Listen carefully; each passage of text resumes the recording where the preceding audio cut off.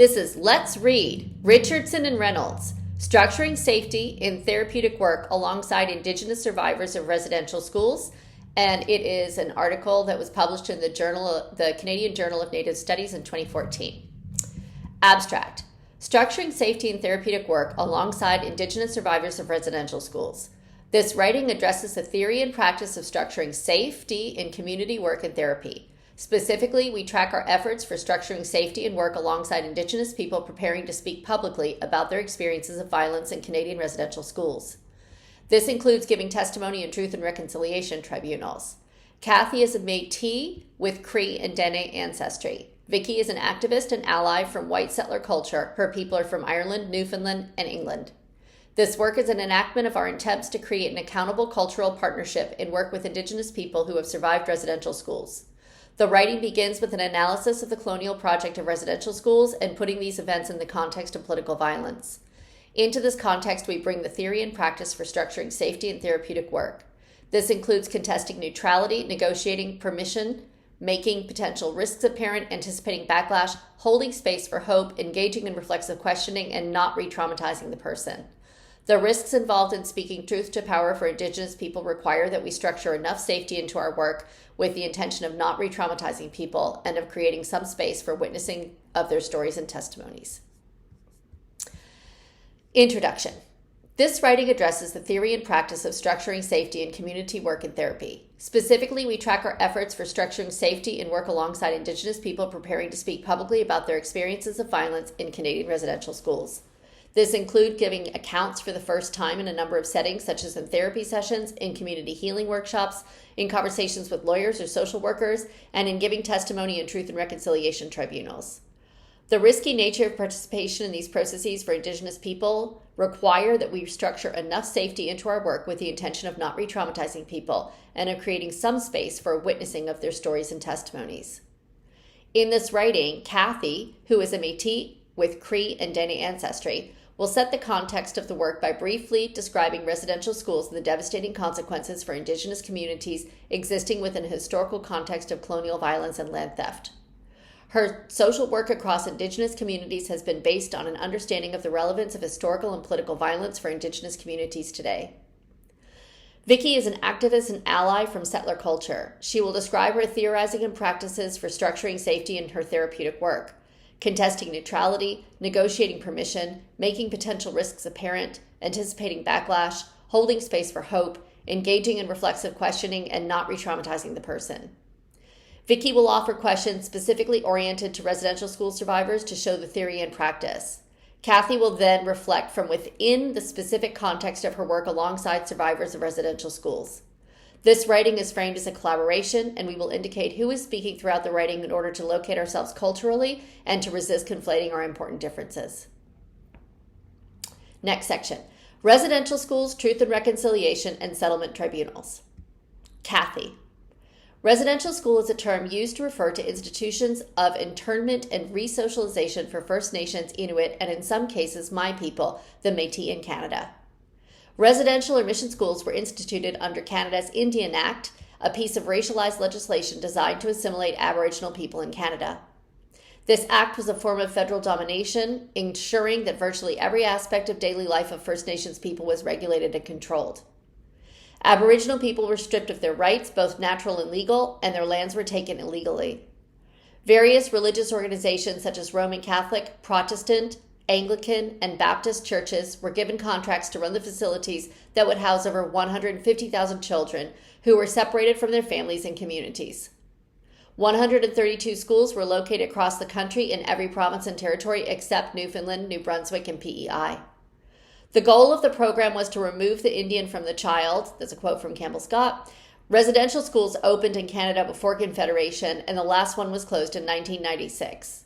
However, lawyer and researcher Bruce Feldhusen documents that these institutions for Indigenous children have existed on this land since the 1600s. Next section: A critique of residential schools. The term, quote, residential school, end quote, is a colonial euphemism for what might more accurately be described as prison camps or internment centers. In fact, attendance was mandatory, and the method of transporting children constituted kidnapping in many cases.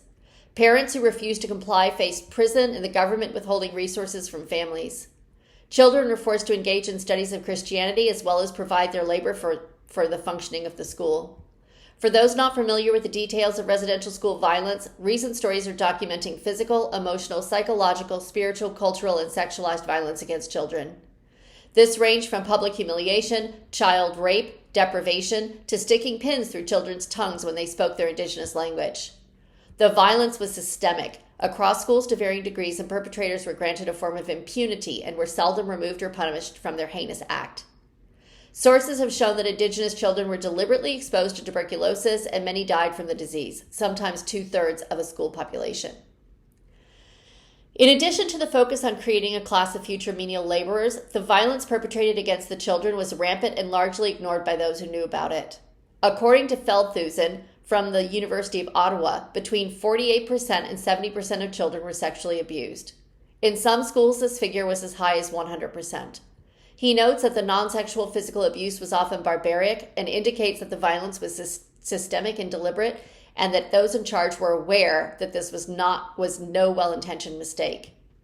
While colonial or standard accounts are used to conceal violence, many scholars have concluded that, quote, residential schools have been the single most devastating event to affect First Nations people since contact, end quote, and many former internees continue to live out the horrors of the past internment. Recently, as part of the National Truth and Reconciliation process, former internees were invited to come forward and publicly describe the accounts of violence perpetuated against them by priests, nuns, staff, and other students in these religious institutions. These statements or testimonials are being recorded for the declared purpose of educating Canada about these historic and recent atrocities. The terms, quote, truth, end quote, and, quote, reconciliation, end quote, are problematic in that they imply that we are reconstituting a relationship that was once whole, whereas European and Anglo-colonialism in Canada has inherently involved violence against Indigenous peoples in an attempt to remove their land, wealth, and resources and children and place them into a class of servitude. Words such as, quote, torture, end quote, quote, genocide, quote, racism, and, quote, white supremacy are omitted from the discourse used to describe this deliberate violence against Indigenous people in Canada. What follows is a summation of Vicky's stance for structuring safety in therapeutic and community work with connections and invitations to make the ideas applicable to work with residential school survivors. Next section, a stance for structuring safety. Vicky. Structuring safety describes the practices of negotiating or co-constructing conditions, structures, and agreements that will make safe enough work alongside survivors of residential schools. Therapeutic relationships that are experienced as safe are not capricious, natural, or random. They require intentional practices that create consistency, predictability, and set the space for safe enough conversations. Structuring safety is not something therapists do to get ready for the real work. It is the real work. Developing a capacity for structuring safety is a core competency for therapists working alongside residential school survivors, requiring skill, complex analysis of power, moral courage, compassion, and critical supervision. Most of what I have learned about safety comes from my work with refugees who are survivors of torture and political violence, where the risk of transgressing safety are huge. There's no perfectly safe therapeutic relationship, as there are always risks of transgressing safety. We can test the binary of, quote, safe or unsafe, end quote, when we create co-relationships of enough safety with our clients. I work to create some safety, enough safety, or safer conversation and relationship. All conversations across difference are risky because power is always at play. Doing harm by replicating oppression is always a political risk. This is true despite our commitment to social justice and our collective ethics. As part of structuring safety, I believe we're required to contest objectivity and neutrality and take an overt position for justice doing. I take an overt stand of naming the political violence of residential schools. This is required in my work, especially as a response to and resistance against silencing popular discourses, such as the government's recent non-apology for residential schools. Therapeutic and community work is not objective, neutral, or innocent. I employ the metaphor of a bathtub to describe our work because once you get into the bathtub, like this work, there's no way to keep any part of the water pure or squeaky clean. We can't pretend that our positions in this work are innocent or neutral, or that there isn't a risk of us hurting a person.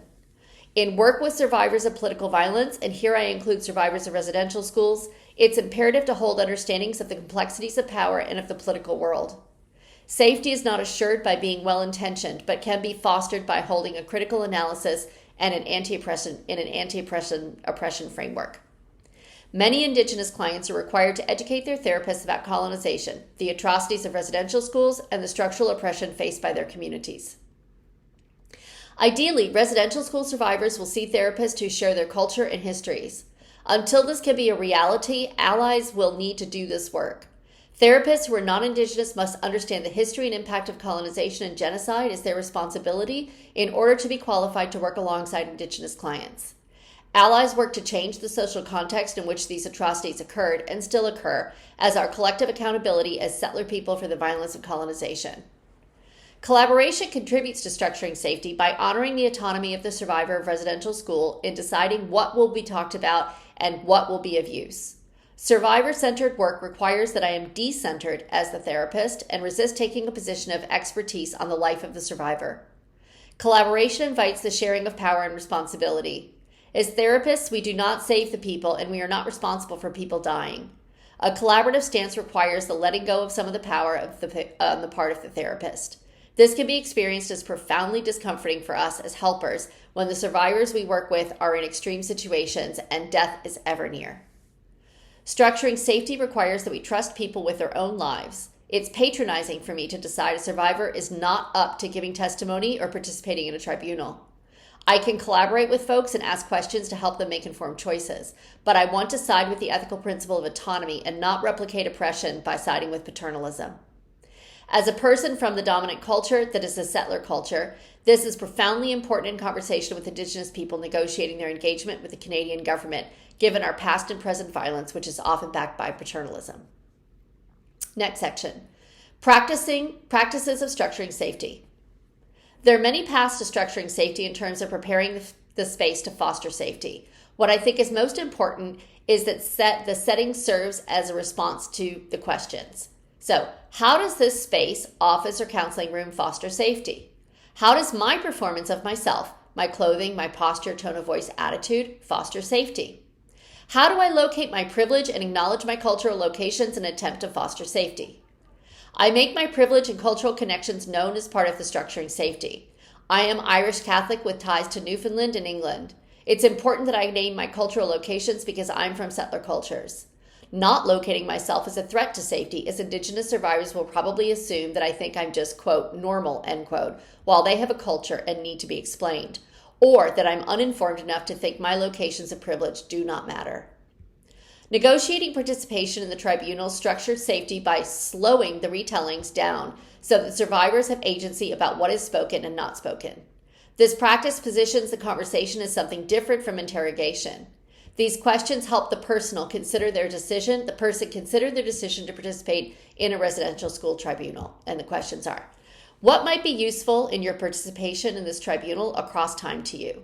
What might be useful to your family, to your community? What might be the potential cost of participating in this tribunal?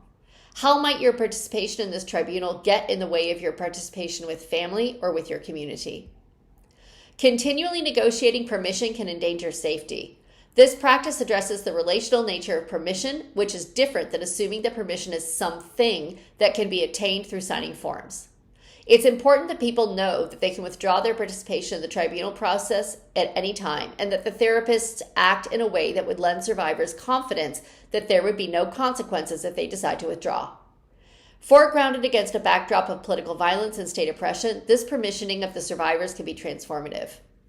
Structuring safety in the context of residential school tribunals or any public retellings of the survivors' experiences requires planning useful responses to potential backlash.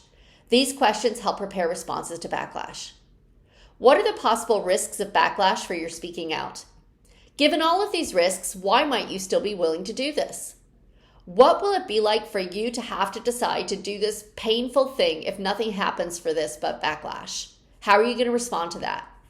How might considering the risks of backlash now, before you agree to speak, invite you to think differently about participating in the tribunal? If you choose to speak, how can we strategize to respond to the backlash? Safety is structured in conversations when therapists amplify their hearing of no and make spaces for the survivors to speak their no. What ways of knowing yourself have you trusting that you will be able to say no to me if I ask something that's not okay? What will it take for you to be able to say no to me if I ask a question that's not all right? When we do recognize, make space for, and respond to the survivor's no, we can inquire about what saying no says about a person's qualities and ways of being. What does your no say about our work together and about your ability to decide what's going to happen and not happen in our work together? Is there anything I'm doing or anything I've done that's got you saying no? Or is it you deciding you'll decide where this work is going and how fast? Negotiating telling and not telling is a collaboration in practice and requires the therapist have genuine desire to be informed and even directed in their work by the survivor. This practice and the following questions are informed by the supervisory work of narrative therapist Janella Bird of New Zealand, Aotearoa, and Michael White of Australia. As we're sitting here now and you're considering what you're going to tell me, I would like you to travel ahead in time until after this meeting and think about how you will be with the telling. How might you feel about the telling tomorrow? Might the telling of this get in the way of our counseling relationship? Might the not telling of this get in the way of our counseling relationship? As you're sitting here now and considering what you're going to tell me, I'd like you to consider knowings you hold about yourself that let you trust that you can be the person to decide if you will be speaking or holding of your own counsel. What do you know about our relationship together that might help you trust your right to tell or not tell?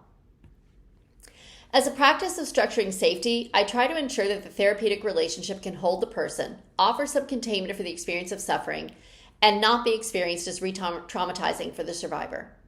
This requires that we create relationships of dignity and respect, and that we can respond to suffering immediately and in useful ways. Retelling details of torture with no transformation or liberatory negotiations of a new meaning can be traumatizing, re-traumatizing for the survivor. For example, refugees who are torture survivors have to tell their whole torture story at hearings to gain refugee status in Canada. This allows torturers' stories of the person to be the only story required for witness. It's dangerous, not useful to the person to re-experience, but required for a legal purpose. We need to resist these totalizing victim stories and ask for and participate in bringing forward and witnessing the person's resistance stories. Whenever people are oppressed, they resist, and giving voice, dignity, and respect to these stories of resistance are useful to the survivor in multiple ways. They offer an account of the person as intelligent, creative, and resourceful, and they contest seeing the person as an object of violence without autonomy or dignity. The government has an ethical obligation to provide ongoing care for the people who come forward to participate in the tribunals. Therapists will need to know what other resources will be made available to participating survivors, including counseling and benefits, and have extensive knowledge of community-oriented and culturally relevant resources. As therapists, even after negotiating consent and after the person has agreed to the telling, we have an ethical obligation to plan for the actual and potential harms of these conversations and have responses available. How can your body be useful to you in this telling? What do you feel, sense, that indicates that it's time to slow down, maybe stop or take a break? What body experiences let you know you're okay in the telling, okay enough in the telling, that you can do this in a good enough way? Would it be okay if I check in whenever my body's telling me to slow us down, maybe get out of our chairs and take a breath together? Survivors require a safe enough plan for every part of the process and the conversation and the rest of the day, that night, and tomorrow. These questions invite containment throughout the work.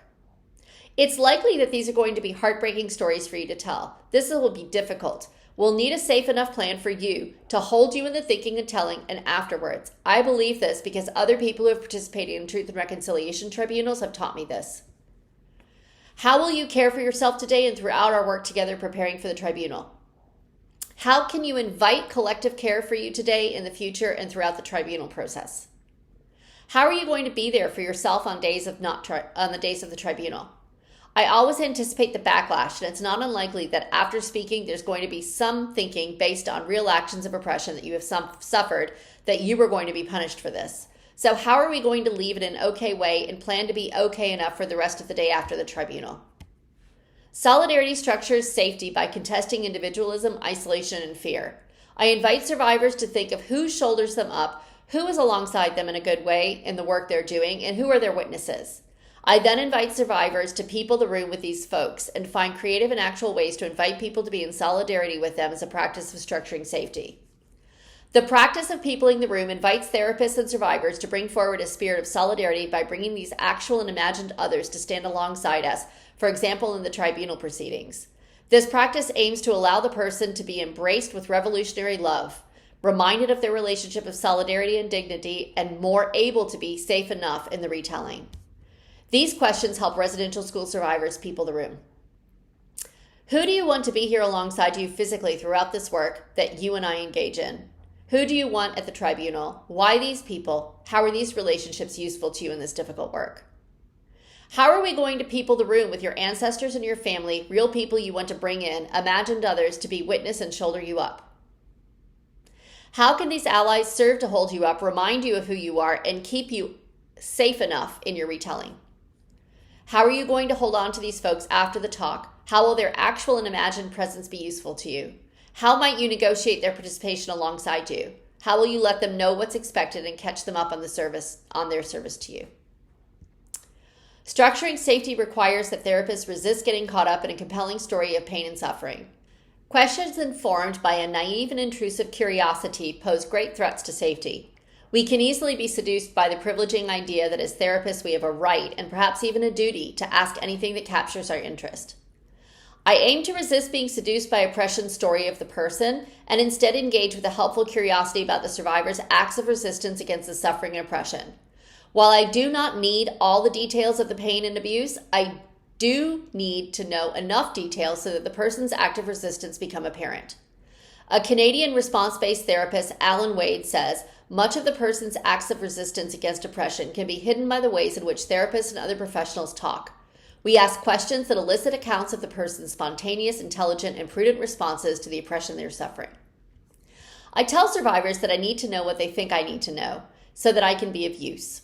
Sometimes the survivor wants a witnessing of all of their experiences, especially by a member of the dominant culture. I'm willing to do this if it's useful to the person, but I also explore their sites of resistance. As therapists holding an ethic of justice doing, I believe we are required to enter any governmental process with a heavy suspicion alongside a believable hope. Some survivors may find the process meaningful and possibly healing. Again, it's patronizing, especially for settler therapists, to predict the outcome of the tribunal or its usefulness to survivors. These questions engender and amplify the survivor's relationship with hope. What is a possible believed in hope for what might come forward out of your participation in the tribunal? Who are the important witnesses you want your testimony to be heard by? Do you see any of this testimony work as an act of resistance against the political violence you experienced? Survivors may choose to participate in the tribunal process for their own purposes and may see this work as an act of resistance in and of itself. It's possible for survivors to experience respect, dignity, and being witnessed, whether they participate in the tribunal, decline participation, or withdraw their testimony. If survivors decide to step out of the process, they could say, quote, I was in it, and then I decided to have it stop, end quote. What does it mean for a survivor of political violence to be able to say, quote, I was in something not okay, I said no, and it stopped, end quote. This gives a new map of the world that can be profoundly useful. Survivors of torture have taught me this. Structuring safety can guard against violations of people's dignity. Dignifying the people I serve is the heart of my work. I might use these questions early on to structure safety and to build dignifying relationships. What do I need to understand in order to respect you, make space for you, and not transgress against you in our relationship? What do you hold sacred, close to your heart, that it would be useful and important for me to know? Dignity can be afforded to people when they are given the power to define themselves. As a practice of resisting replicating oppression in many forms, such as colonization, I ask people to self-identify how they wish to be located culturally. I ask everyone, including people I might read as from the dominant culture, white, what culture they belong to as a universal practice to resist the racism inherent in only asking non-white people about culture. Structuring safety requires critical supervision, which is ethically necessary in all therapeutic work, and especially in the context of political violence. Therapists can also make use of reflexive questioning throughout their work, which can invite them to enact their ethics in therapeutic conversation. For example, how am I attending to power and accountability in this conversation with this person in this moment? How am I attending to the cultural difference between us and this work at this moment? How am I structuring safety and attending to negotiating permission in this moment-to-moment encounter? In this work alongside residential school survivors, it's imperative that therapists have cultural consultants who hold them accountable, especially if the therapist is from a settler culture, but also if the therapist is from a different Indigenous cultural group than the survivor. Practices of cultural accountability are required to address transgressions that replicate the oppression of residential schools. Therapists from dominant settler culture must enter this work skeptically, critically, and with great humility, held alongside therapeutic competency and with some welcome from Indigenous communities. They must hold solid competence in structuring safety and have access to excellent therapeutic supervision and structures in relation to cultural accountability. This cannot be overstated. Next section, reflections. Kathy. Through making space for naming violence and honoring the dignity of survivors in this consultation, I feel safety's presence. In our community work together, I've been moved by the tangibility of the safety you work to create. One example of this is when you create spaces for Indigenous people to talk, particularly when non-Indigenous people are taking time to tell others what life is like for Indigenous people or what we need. Vicky, what's the history of your engagement with structuring safety and who are your teachers? Who influenced you to become the mindful being with respect to awareness as an ally? Vicky, survivors of torture and political violence are my real teachers, and I have learned about structuring safety off their backs. Teaching from my work in activist communities and new social movements over the decades of fellowship are threaded throughout my work. I've also been informed by my extended family, my queer refugee family of choice, Irish Catholic, English, Newfoundland culture, and most particularly my father's teachings on dignity.